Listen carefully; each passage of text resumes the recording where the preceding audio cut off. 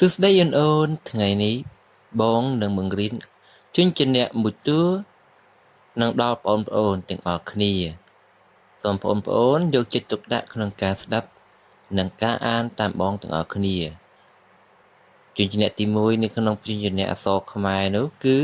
អក្សរកនេះគឺជាអក្សរកអញ្ចឹងបងប្អូនទាំងអស់គ្នាត្រូវចាំថាអក្សរកគឺជា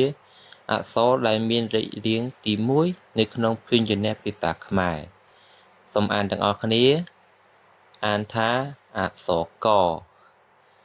អក្សរកបងប្អូនថាមើលអក្សរកបងអូនថាមើលអក្សរកអក្សរកយេអរគុណច្រើនបងគោជម្រាបលា